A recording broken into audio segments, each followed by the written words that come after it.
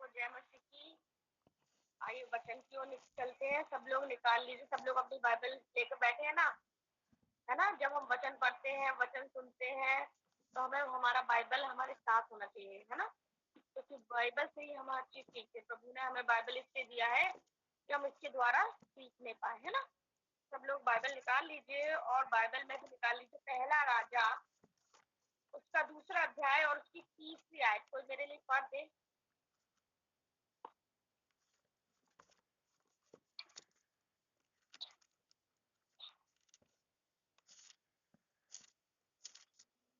कौन सा दूसरा राजा?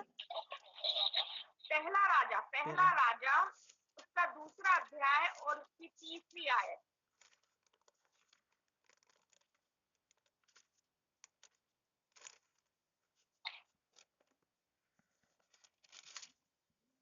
हालेलुया।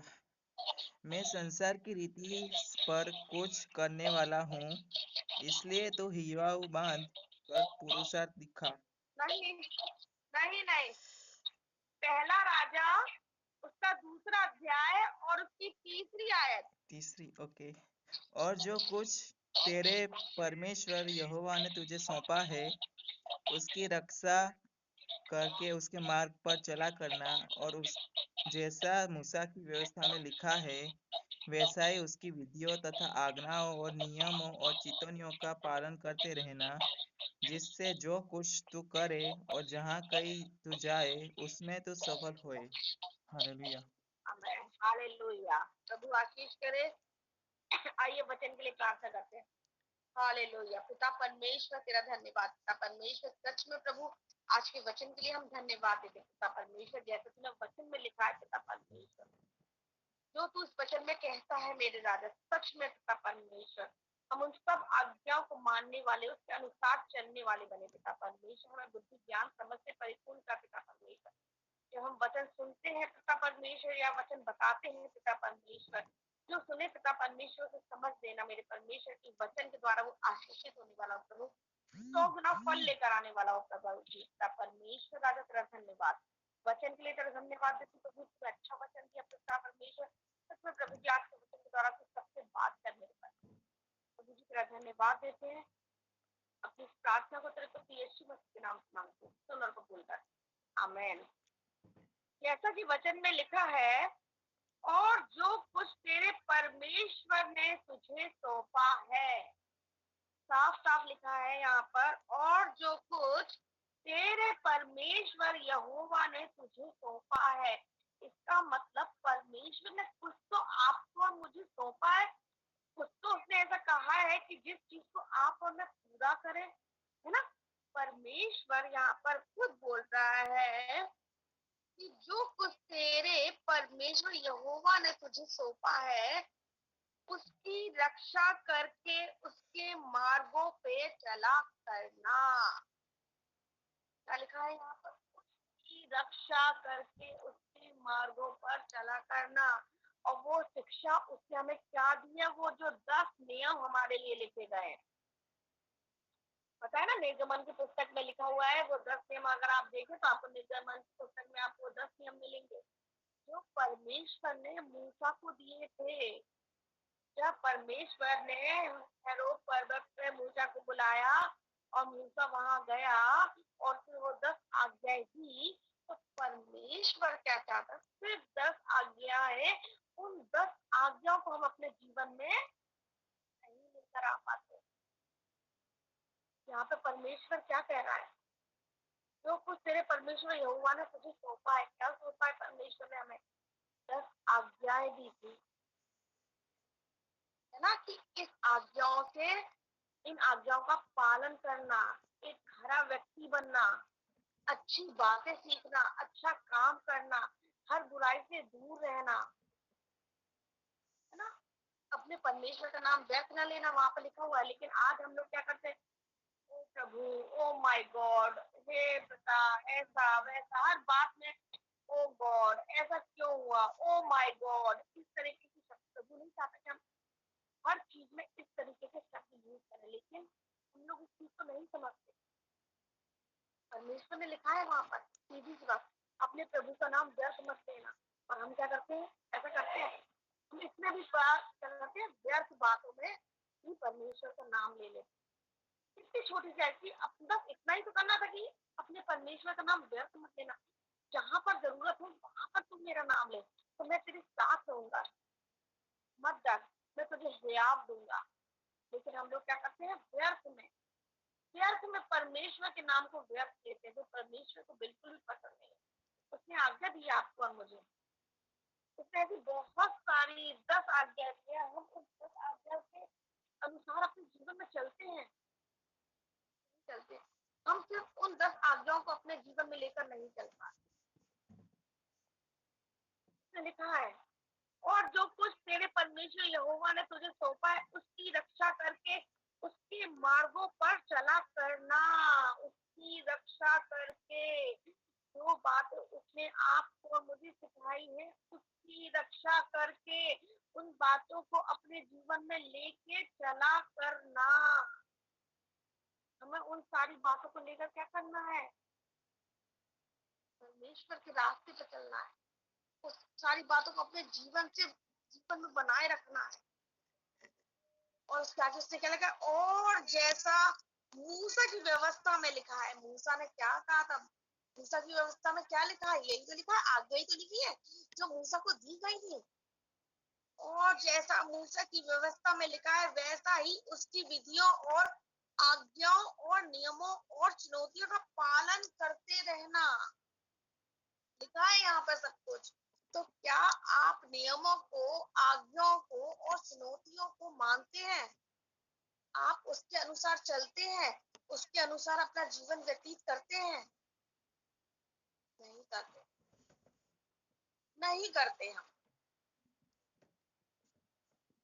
लेकिन हमारा परमेश्वर हमारी हर एक चीज को, हम सोचते ना कोई बात नहीं, इसे ऐसे गलत तो ऐसे कर ले, कोई बात नहीं, एक ही तो गलती है, कोई बात नहीं, ठीक है। लेकिन आप नहीं जानते आप एक पूरे दिन में कितनी गलतियां करते हैं। आप नहीं, मैं भी। हम सोचते हैं प्रभु नहीं देख रहा, प्रभु क्या देख रहा है, प्रभु थोड़ी ना यहाँ पे बगल में जो देख रहा होगा।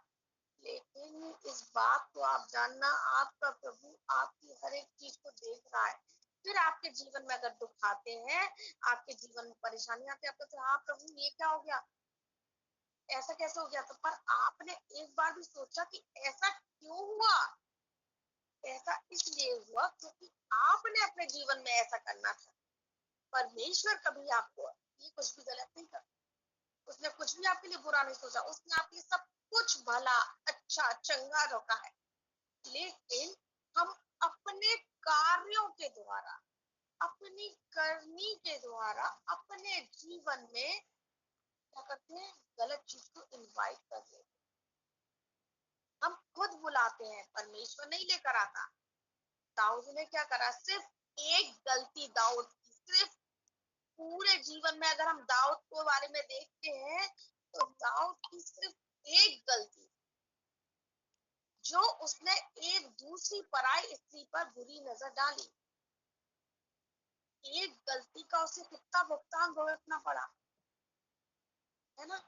उसने, जब उसकी गलती का उसे एहसास दिलाया गया, वो परमेश्वर के चरणों में गया, परमेश्वर से उसने बहुत माफी मांगी। परमेश्वर आपकी गलतियों के आपको माफ तो कर देता है, माफ कर देगा वो आपको तुरंत। लेकिन उस माफ करने के बाद वो आपको पनिश करना कभी नहीं छोड़ता। वो आपको उस समय आपके सारी चीजों से माफ कर देता है।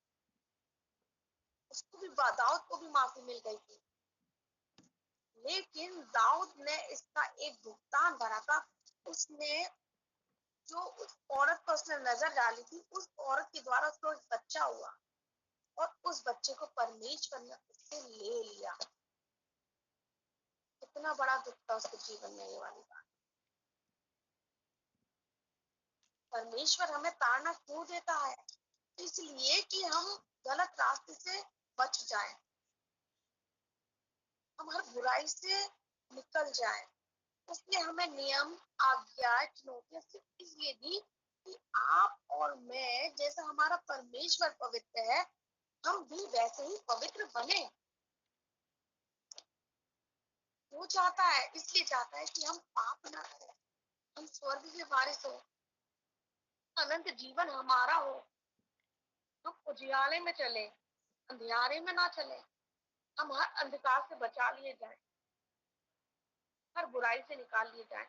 इसलिए उसने यहाँ पर ये वाली बात कही है, जो तेरे परमेश्वर यहोवा ने तुझे सौंपा है उसकी रक्षा करके उसके मार्गों पर चला करना, उसकी रक्षा करके उसके मार्गों पर चला करना। मीन्स परमेश्वर ने हमें कुछ तो बताया है, कुछ तो सिखाया है कि आप ऐसा करो, अपने जीवन को सुधार लो मेरे बेटे और मेरी बेटी। तू इस बात की आज्ञा का पालन कर, तू आज्ञा पालन करना सीख। है, हम अपने बच्चों को कैसे कहते हैं, बेटे आज्ञा पालन करो, बड़ों की इज्जत करो, बड़ों का सम्मान करो, बड़ों का ऐसा करो, बड़ों का वैसा करो। है? अगर वही बच्चा आपका सम्मान ना करे, आपको आदर ना दे, आपने जो सिखाया वो ना सीखे, वो सीखे जो एकदम गलत है, तो आपको कितना दुख होता है, होगा ना दुख। अरे इस बच्चे को मैंने अपने इस बच्चे को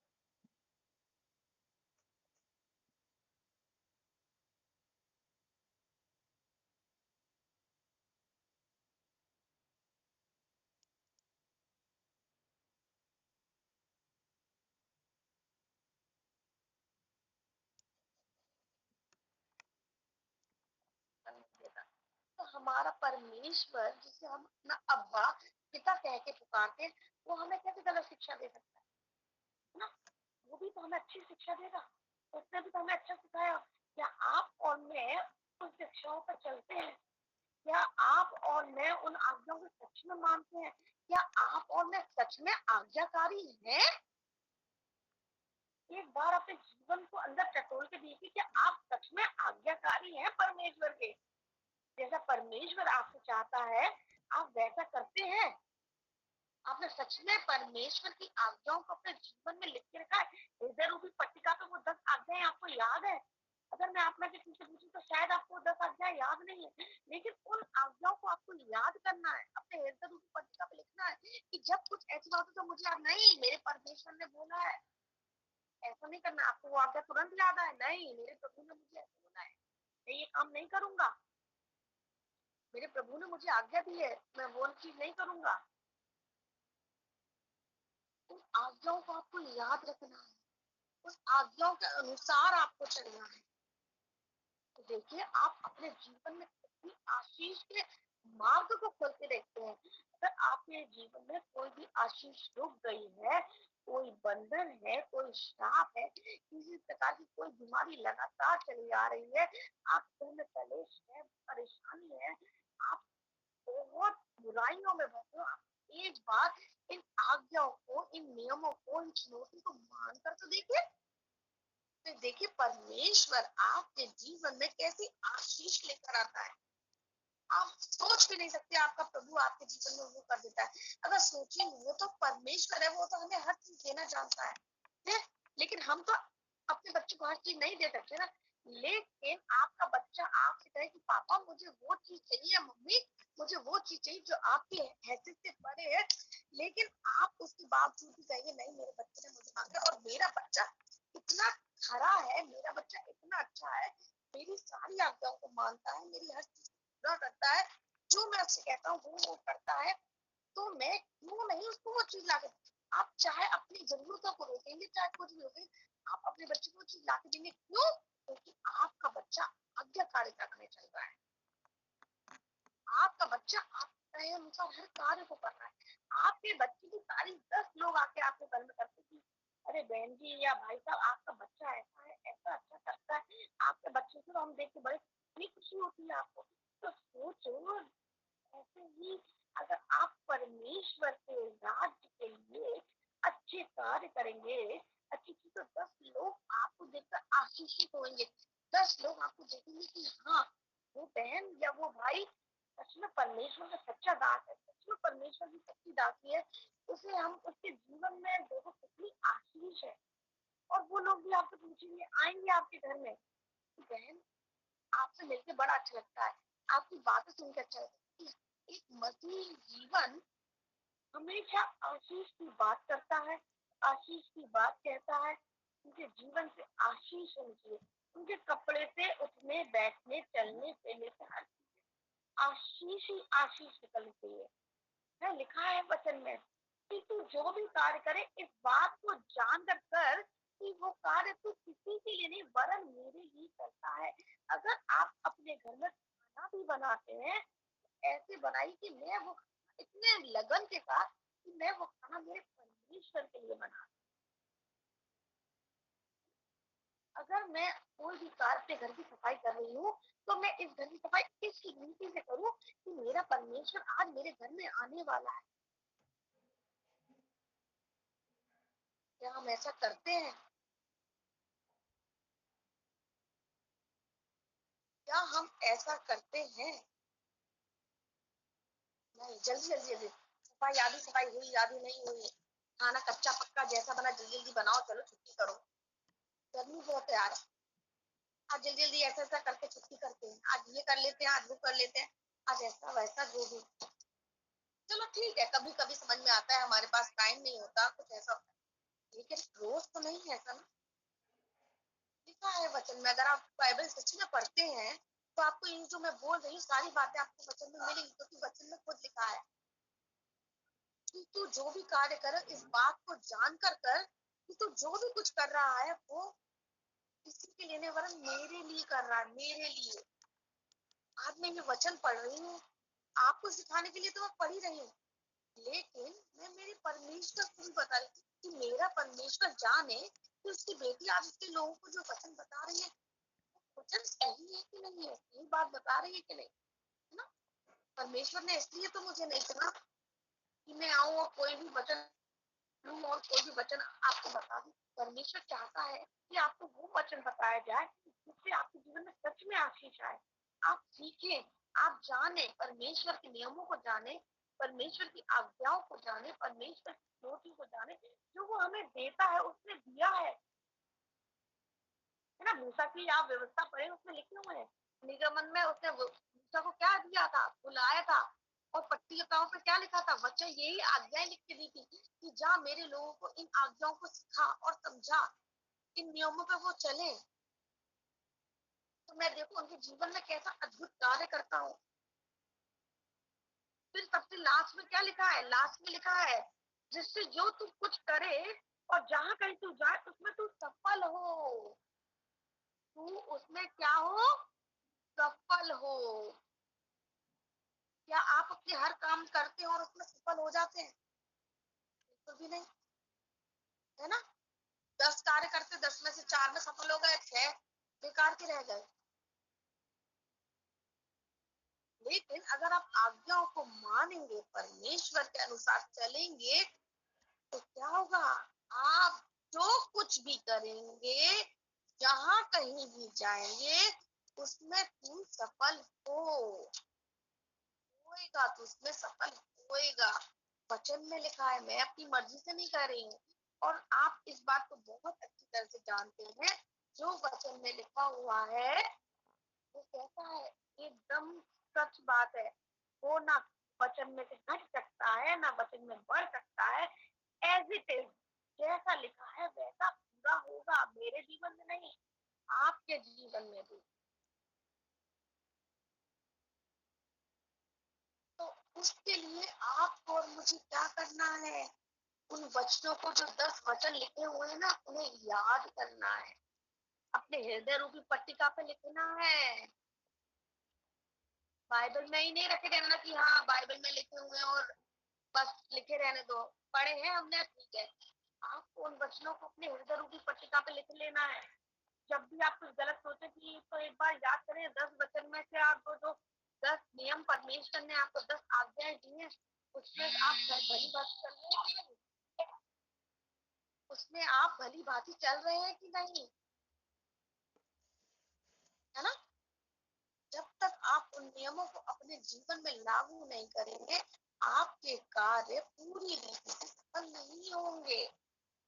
आपको उन नियमों को अपने जीवन में लागू करना है, उन नियमों को अपने जीवन में लेके चलना है। देखिए तब परमेश्वर कैसे आपके साथ रहता है। हाँ, यहाँ पे सबसे इसी इसी इसी वचन में, इसी सिर्फ एक वचन मैंने आपके लिए पढ़ा है। मैं हमेशा जब भी पढ़ती हूँ सिर्फ एक वचन पढ़ती हूँ, क्योंकि एक वचन में ही परमेश्वर इतनी सारी बात बोल देता है कि हमें उससे ज्यादा सीखने या समझने की जरूरत नहीं है। सिर्फ एक वचन को ही हम सीख लें, है ना। एकदम ज्यादा पढ़ाई कहते हैं ना, बच्चों को ज्यादा पढ़ा दिया तो बच्चों को सब कुछ हौच पौच हो जाता है, उन्हें समझ में नहीं आता कि उन्हें क्या पढ़ लिया और क्या नहीं पढ़ा। लेकिन जब बच्चों को एक दिन में एक शब्द सिखाया जाए और अगले दिन फिर उसका रिवीजन कराए तो बच्चे के वो दिमाग में बैठ जाता है। जब बच्चा छोटे स्कूल में जाता है, केजी में पढ़ता है या नर्सरी में जाता है, तो उसे एक एक चीज सिखाई जाती है ना। ऐसे ही वो इतना बड़ा पढ़ के डॉक्टर इंजीनियर नहीं बन जाता है। जब वो स्कूल जाता है तो उसे एक एक चीज सिखाई जाती है। अच्छा, आपको सीखना है सबसे पहली बात कि हमें इन 10 आज्ञाओं को याद रखना है। अपने हृदय रूपी पट्टिका पे इन्हें लिख लेना है कि हम पहले इस चीज को याद करें कि हमारे परमेश्वर ने हमें क्या सिखाया है, क्या आज्ञाएं दी हैं और हमें उन आज्ञाओं को कैसे मानना है और उन आज्ञाओं को कैसे लेके चलना है। जब उन आज्ञाओं को लेकर चलते हैं, उन आज्ञाओं को अपने जीवन में बनाए रखते हैं, तो हमारा हर कार्य सफल करता है, क्योंकि परमेश्वर आपके साथ रहता है। परमेश्वर क्या करता है? आपके साथ रहता है। वो हमेशा आपके हर कार्य को कैसे करेगा? बलवंत करेगा, जयवंत करेगा। आप जो भी कार्य करेंगे उसमें जीत आपकी ही होगी। क्यों दाऊद ने गोलियत को मार दिया था? एक छोटा बालक इतने बड़े आदमी को कैसे मार सकता है? अगर मैं आपसे कहूँ एक छोटा बच्चा आपके आगे खड़ा कर दूं और आपको खड़ा कर दूं और छोटे बच्चे को इस आदमी को एक पत्थर मारो गिरा दे, तो क्या बच्चा आपको मार एक पत्थर मार के गिरा देगा? नहीं गिराएगा। एक छोटे से पत्थर से आप नहीं मर सकते हैं। लेकिन गोलियत मारा। क्यों मरा गोलियत? क्योंकि परमेश्वर दाऊद के साथ था। परमेश्वर की सामर्थ दाऊद की क्या थी? साथ थी। तब गोलियत मरा। एक छोटा बच्चा एक इतने बड़े आदमी को नहीं मार सकता था। दाऊद कोई बहुत बड़ा नहीं था। जब दाऊद को शाऊल ने बोला कि तू मेरा ये झिलम और मेरी ये तलवार और ये सब लेकर जा, जब उसे पहनाया गया तो उसमें बिल्कुल भी कंफर्टेबल नहीं हो रहा। नहीं नहीं, मैं नहीं लेके पहन रहा भैया, इसमें तो मैं हिल भी नहीं पा रहा हूँ। एक छोटे बच्चे को ऐसी भारी चीज पहना दी जाए तो बच्चा कितना इरिटेट होता है। ऐसे दाऊद भी इरिटेट हो रहा होगा उस समय पे। कह रहा नहीं भाई, मेरे साथ नहीं पहना जा रहा, आप ये सब ले लो, मैं तो चला, मेरी जो चीज है मैं लेके जाऊंगा। एक छोटा बच्चा जब उसका भेड़ बकरी को शेर या भालू उठा के ले जाता था, वो उसके पास जाके उनका मुंह फाड़ के बिना किसी हथियार के जाके उस भेड़ के बच्चे को या अपनी बकरी के बच्चे को लेकर आ जाता था। सोचो, आपको बोले जा शेर के पास चला जा, ले परमेश्वर पे आप पे भरोसा है? नहीं होगा आपका इतना भरोसा। अरे नहीं भाई, मैं जरा मार देगा, खा जाएगा। लेकिन गोलियत को, वो दाऊद को भरोसा था, इसलिए तो दाऊद जाता था। परमेश्वर की सामर्थ उसके साथ रहती थी, परमेश्वर उसके साथ रहता था। क्यों? क्योंकि उसका जीवन पवित्र था, उसका जीवन अच्छा था, वो परमेश्वर पर विश्वास रखता था। तभी तो उसने एक पत्थर से गोलियत को मार डाला। ये सब किस कारण हुआ? उसके विश्वास के कारण हुआ। नहीं, मेरा परमेश्वर, जिस जीवते परमेश्वर, उसने क्या शब्द बोले थे वहां पर? जिसने मेरे जीवते परमेश्वर को गाली दी है, तूने मेरे जीवते परमेश्वर को ललकारा है, ले आज मेरे परमेश्वर की सामर्थ से। और सच में परमेश्वर की सामर्थ वहां सिद्ध हुई और गोलियत एक पत्थर से लुढ़क गया। एक पत्थर से मर गया गोलियत। वो उसके माथे में ऐसा घुसा कि वो वहीं की वहीं लेट गया। बोलो कितना सामर्थ रही होगी उस एक पत्थर में। परमेश्वर कितना अच्छी रीति से और उसके साथ रहा होगा।